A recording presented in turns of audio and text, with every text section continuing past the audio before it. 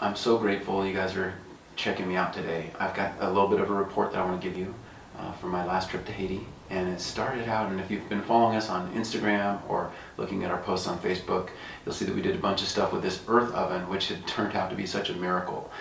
It was amazing to see all of the goodies that we needed to make this oven were all right there, sitting in the riverbed. You know, from the rocks that we needed to make the base, I was going to say the cement wasn't in the riverbed, but we were able to buy the cement from a local vendor, and we had a guy transport it on a motorcycle. It was amazing how it all came together. The wood that was needed to hold the base, it was all donated by a neighbor, and it came together. It was amazing how it just all flowed.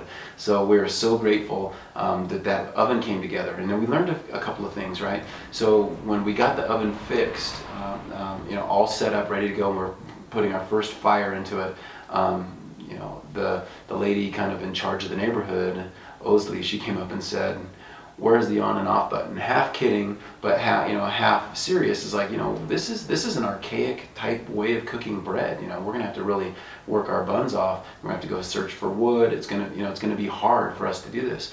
And so we had some conversations, like say, hey, if you guys want to put this, so there's a propane burner that starts the heat, maybe we start selling bread and start saving our money so that we can adjust the oven to meet our other needs. So there were some things that were in there that weren't exactly fairy tale ending. However, the oven is up and running, and we're using it now for some preliminary tests on bread. I have James Pierre, who's coming from Port-au-Prince. He's going to come into the community this next month, and he's going to start working with them on how to make bread and how to develop their own bread.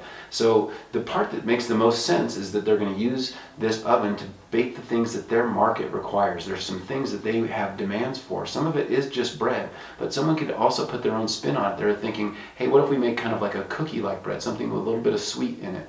And so people are asking for something more, and if they can deliver that, then there's going to be a demand for it.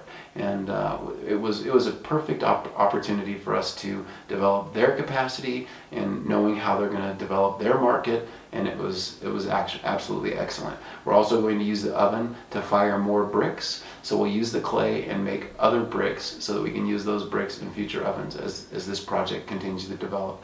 So we're super excited about that opportunity, and this started out with a group of women getting together saying, hey, we really don't care for the way that these kids are ending up in our neighborhood. We don't want it to continue this way. So they decided they're going to make a change. How are we going to do it? Well, let's do girls clubs. Let's have them meet together. Some of them are meeting in front of their homes. Some of them have created little buildings, little shacks for them to meet in. So with this opportunity, they are getting more and more